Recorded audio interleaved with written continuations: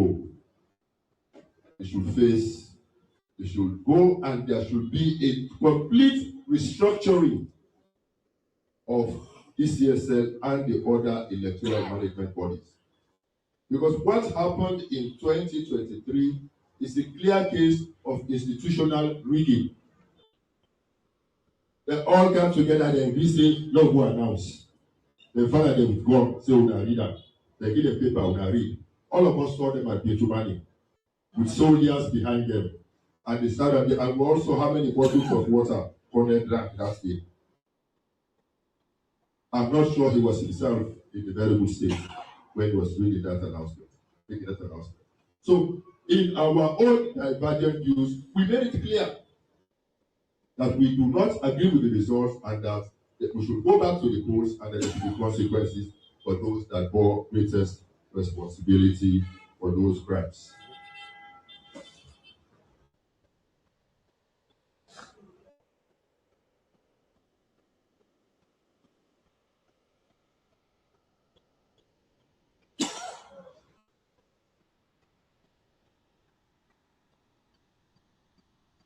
And the guy from Reginald from Apc wanted to know what the likely effect of this will have been. The whole idea behind the agreement for national unity was to address the polarity, the divisions that have taken place in this country.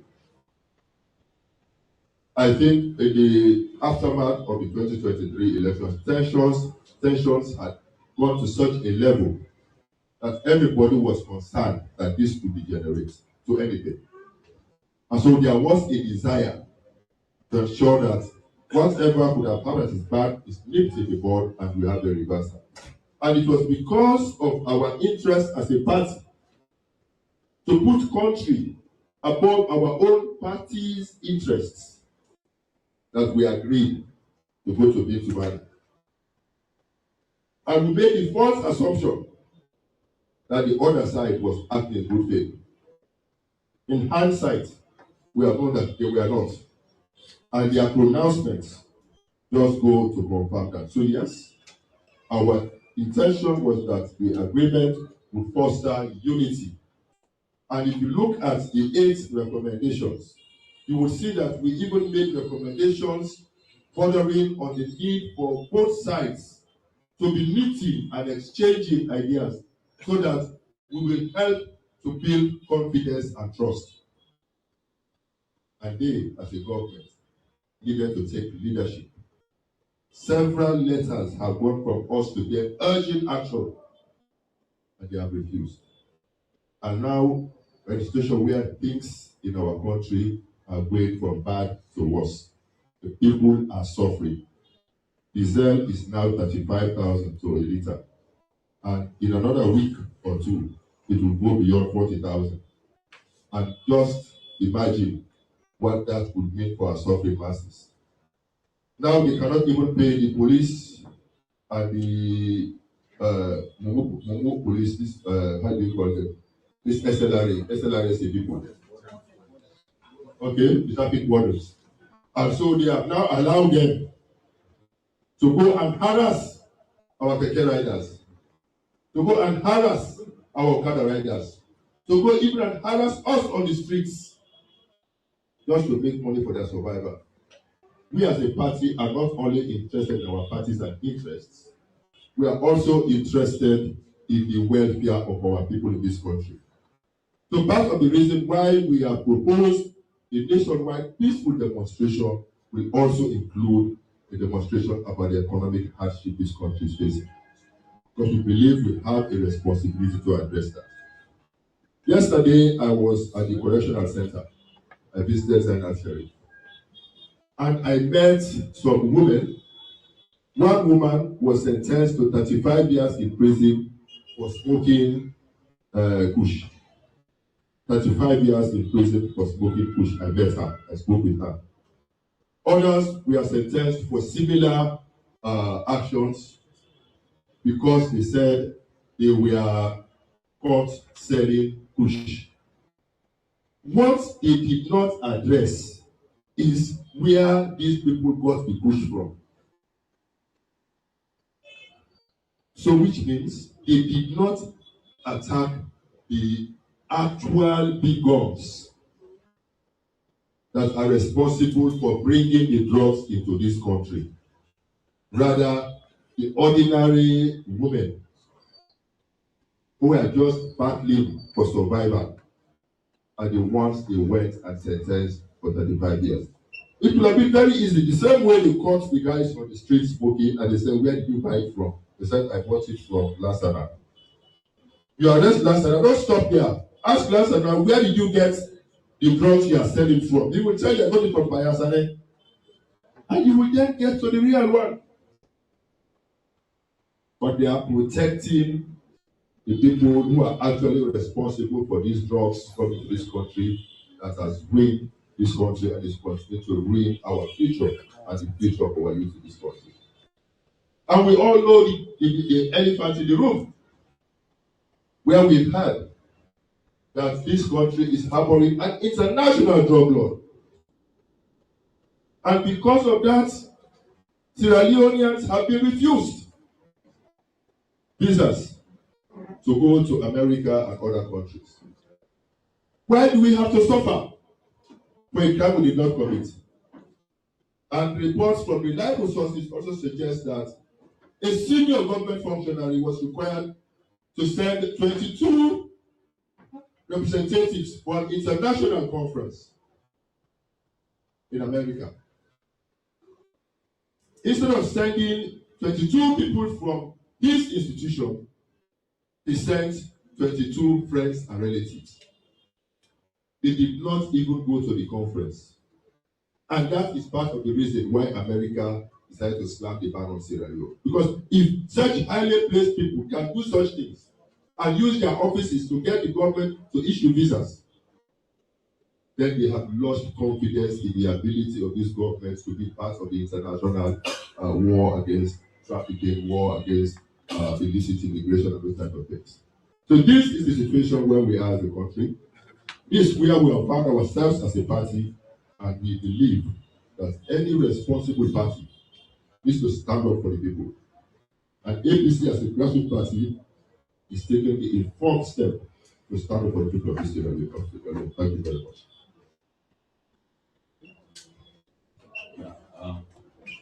My colleagues on this side will want. Thank you, Matt.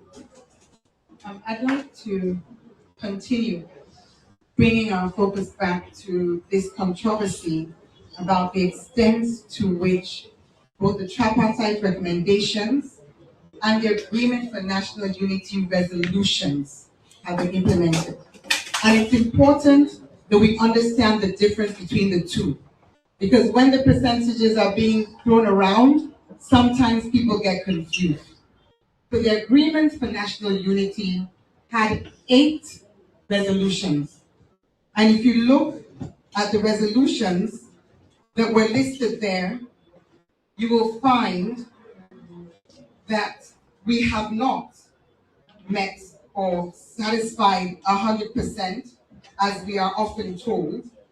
And I will use this opportunity to just bring to our attention what those 8 resolutions were, because it's only 8, so we can look at them very quickly.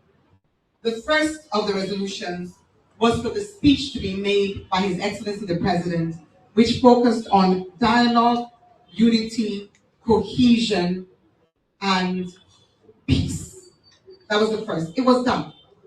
The second was for the APC. Irrespective of what we knew to be true, which other speakers have explained, that the results that were announced were not the results of the vote. Irrespective of that, Resolution 2 said the APC would return to governance. That was done. Now, Resolution 3, which is where the tripartite recommendations come in, was the creation of the tripartite committee. And very, very importantly, it says in respect of those recommendations that would look at the electoral processes, not only for 2023, but go back at the insistence of government. Because we came to the table, we said, 2023, we don't agree with what happened. They said, but we had problems as well in 2012, in 2007. We'll look at everything. We looked at everything. And the agreement, in the Agreement for National Unity was that the recommendations from the Tripartite Committee would be actionable and implementable. So, where are we with the tripartite recommendations? Dr. Dr. Richard Conte began to answer because somebody said, which precisely have been done? Well, of the 88, according to the Steering Committee Secretariat's own documents published on the 12th, 8 out of 80 have been concluded. And what are those 8? Well, 6 of them are in relation to the Integrated Electoral Security Planning Committee. So there's an Integrated Electoral Security Planning Committee which comprises of Sierra Leone Police, ONS, etc. 8 recommendations have been concluded. 6 are in relation to that quite obscure, when you think about it in the broader terms of things, set of recommendations. The 7th is about police training, and the 8th is the last one, recommendation 80, which says the tripartite recommendations will be taken to cabinet and it will be approved by cabinet. So when they say they've done 10%, it is 6 on internal security arrangements, police training, and taking it to cabinet. Now that makes you really, really think. How long does it take for us to implement the resolutions or the recommendations which are the heart of the matter? Well, I'd like you to know that in April 2025, this body, the All People's Congress Party, received a presentation from the Tripartite Secretariat led by Golo Carter. And he presented to us, among other recommendations, but particularly the ones of interest, the position of the ECSL recommendations. That was in April 2025, almost 1 year ago. In March 2026, we have received a presentation, and you can see that none of the recommendations have been concluded, except the 8 I just mentioned. That speaks to a lack of commitment. That speaks to a lack of good faith. That speaks to delays that are unnecessary and which also are reflected in the way that the steering committee of the tripartite works or doesn't work, because it has been dysfunctional. There are no meetings, minutes of meetings, there are no agendas. The meetings themselves do not give opportunities for the members to deal with the issues, which is why 1 year later, we still have none of the ECSL, none of the NACRA, none of the voter registration, results management, all the key recommendations have yet to be concluded. And then we come on, because we were on resolution 3. So resolution 3 isn't finished. I think we can all agree on that. The document from the government itself says that. You then have resolution 4. Resolution 4 was about the release of prisoners, the conclusion of cases. We have political cases, such as my colleague, Yabong, chairperson of Tonkolili District Council. She is still on bail. Her case has not been resolved. She was also, as was I, convicted or not convicted, charged for disorderly behavior. We have COI cases where the files have gone missing. So resolution 4 is not complete. Progress has been made. We acknowledge that.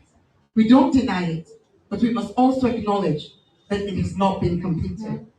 And then you come on to resolution 5 and resolution 6, which is about the resolution 5 is about the institutional inter-party dialogue. Yes, there is one, it's happening at PPRC, but resolution 6 is about building the relationship and ensuring that we have better communication between the leaderships of the two parties.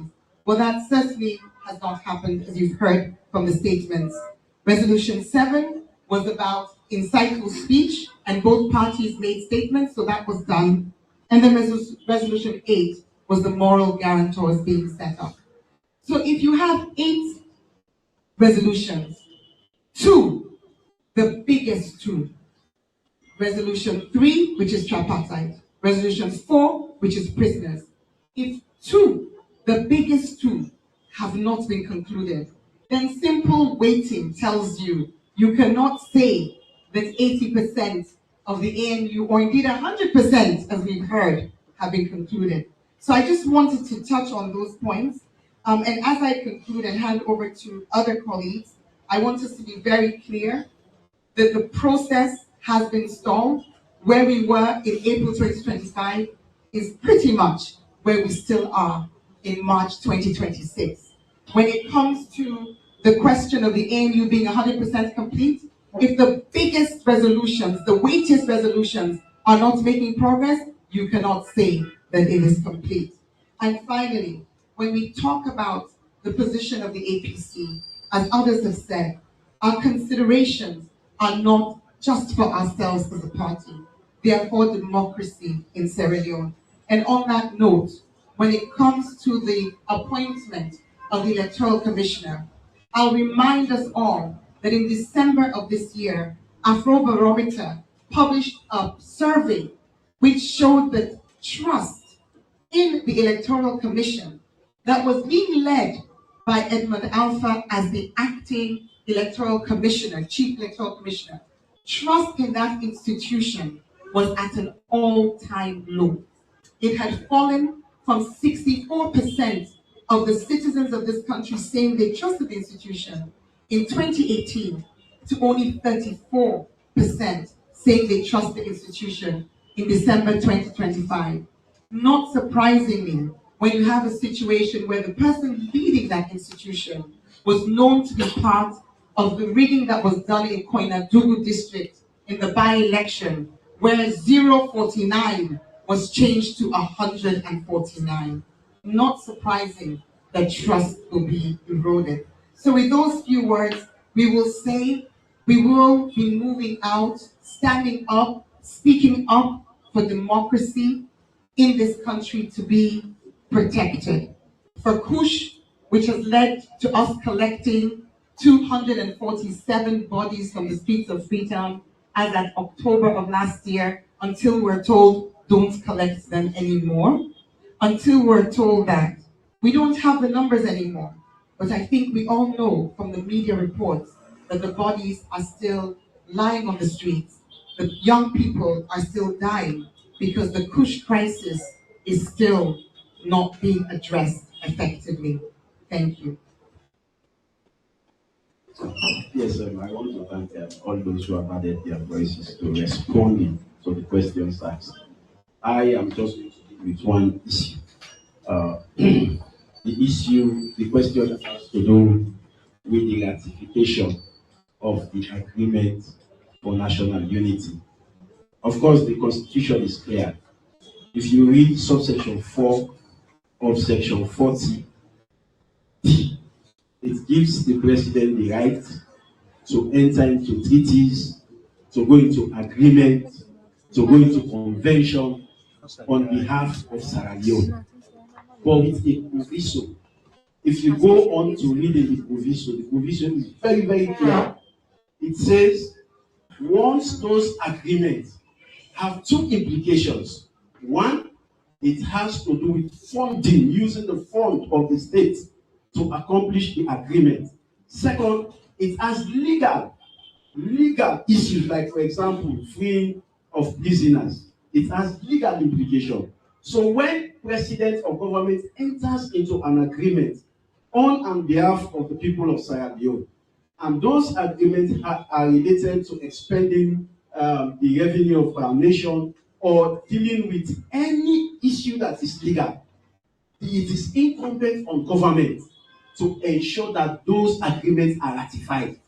It is against the Constitution for government to implement any agreement that they have signed to, they have appended their signature to, without it being ratified by government. So it shows clearly that the onus of ratification is on government. Government went into the agreement as provided for in the Constitution, and the onus of ratification of this agreement is on government. Government cannot go into any agreement with any other person or any other state on and on behalf of the people of Sierra Leone without ratifying that agreement before its implementation. So for the fact that the agreement of national unity has been implemented, government has taken steps to implement it without going to parliament, it means that government has expressly gone against the constitution. It's their step. It's their responsibility. So anybody who questions the opposition, that why didn't the opposition ensure that this agreement is that it is not the responsibility of the opposition, it's the responsibility of government. And if government doesn't do it, it means government has gone against its own constitution. It is clear. Read the proviso in subsection 4 subsection 4 of section 40. It's very clear. And also we have made frantic efforts to ensure that the content of the agreement, the recommendation, especially recommendation 20, which states that a parliamentary committee that has oversight over all elections management body must be established in parliament. I have written series of letters, copies of those letters are with the secretariat, and I forwarded a copy to Dr. Mara. And you just see government unwillingness. So to me, I am clearly and authoritatively saying that government has gone against the constitution of the state by appending their signature on an agreement and begin to implement the agreement without ratifying the agreement. It's government's responsibility, and government must own up to ensure that they ratify this agreement as soon as possible, because they have appended their signature to it. Nobody forced government to do it. It did it on behalf of the state, and government has the right to go into an agreement on behalf of the state. And there are people who are saying, because this agreement has not been ratified, so government has the right to go against the agreement or to appoint Edmond Alpha. Let me also attempt to lay that to rest. It depends on government's willingness. If government is not sincere, if government is not willing, they will always go against agreement. And to me, it's a slap on our face for the government of Sierra Leone to enter into an agreement on behalf of all the people of this country, and they are going against the agreement expressly. It's a slap on our nation as Sierra Leone, and government doesn't have the right to do this. So to me, I want to make this very clear that ratification of this document is on the government of Sierra Leone. And the mere fact that government has begun to implementing content of this agreement without ratifying it, it means government has gone against its own constitution. So what will be good for government is for them to expeditiously ensure that this document is taken to parliament, it is ratified, so that we through with it. So that is the only thing I am going to add. Okay.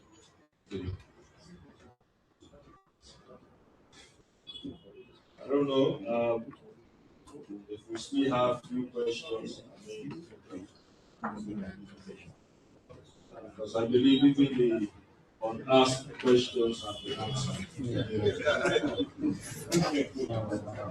But again, if we do, we'll take 2 or 3 more. But I honestly believe that we can do interviews. And let me also state here that all of us here are available for appearances on your media houses on invitation, of course. We are available.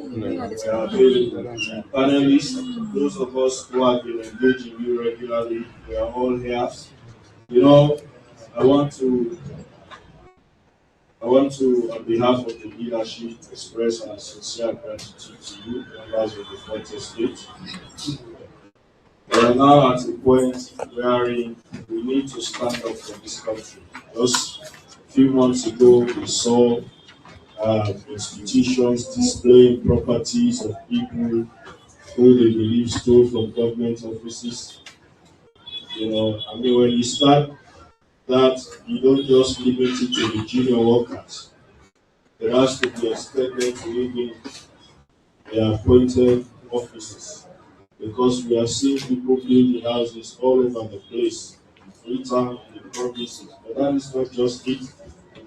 I'm just reading on the social media that there is an investigation about an ultrasound being stolen from a hospital. We've heard of generators being stolen from medical institutions. It's all like they were away for the pandemic and the Sidona with offices. Say that they run government. But that is the state we find ourselves in as a country. Let me express our gratitude to you, members of the Fourth Estate. We hope you've received enough information today that you can help us disseminate. And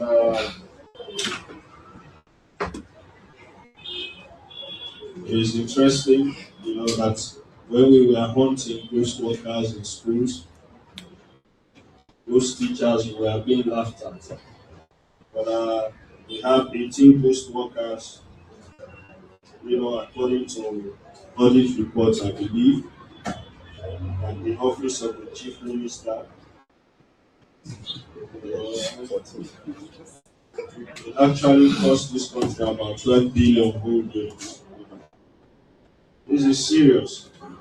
When you read successive audit reports since 2018, you will understand why we take these things very seriously, because the amount of money that we are losing to some of these criminal behaviors or these criminal acts of misappropriation that we see in respective offices.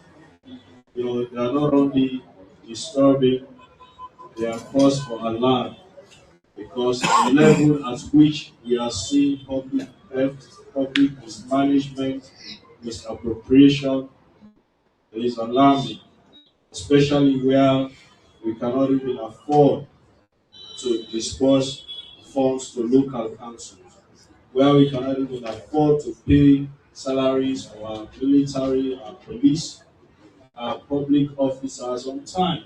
Sometimes they go months before they receive their salaries. We thank you very much for coming. Special thanks to AYD, Truth Media, and Liberty Online TV for airing this live. I know many of you asked to cover it live, but of course, we have to be, we have to work within, our limits. Sarah Network, thank you very much. I know you also have this live. We thank you for your continuous support. Thank you to all the media houses, print for your Truth online platform. We appreciate you all, and we ask that we continue this good working relationship that we have started. We are here and we are in this together. It is only when we work collaboratively that we will make this country better for all of us. Thank you very much. Eid Mubarak in advance. I understand we pray tomorrow. Eid Mubarak, Ramadan Mubarak, Happy Lent. May Allah subhanahu wa ta'ala, God Almighty, accept our prayers, and may He continue to expose them away from the Pademba Road, which is on our office.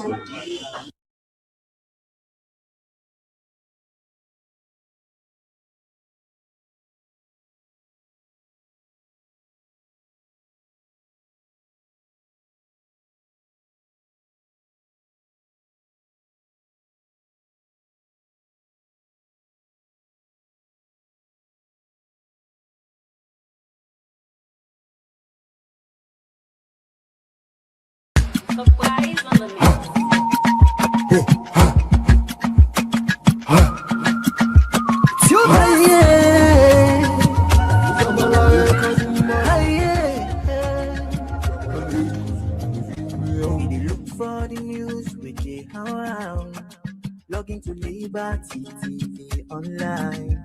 Positive, we bring the change. They get the masses involved. That's the way everywhere. We climb the mountain just to get the news. We go down the slums to get the views. Aye, yeah, hey. Voices come. Aye, yeah, hey. Credibility, now we ability. News, give you the views, the tell where you want them. Government issues, democracy, now we not the answer. We human them, call picking, let's get the power. The count on me, the count on me anyhow. Give you the news, give you the views, the tell where you want them. Government issues, democracy, now we not the answer. We human them, call picking, let's get the power. The count on me, count on me anyhow. Liberty we ride, like a nigga we fly. Liberty TV there before. We climb the mountain just to get the news. We go down the slums to get the views. Hi yeah, voices down. Hi yeah,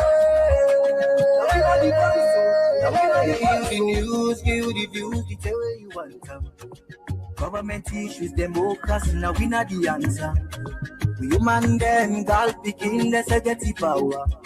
The count on me, the count on me anyhow. Give you the news, give you the views, the tell where you want them. Government issues, democracy, now we not the answer. We human them, girl picking, let's get the power. The count on me, count to me anyhow. Speak free and fearless, inclusive journalism. Speak free and fearless, inclusive journalism.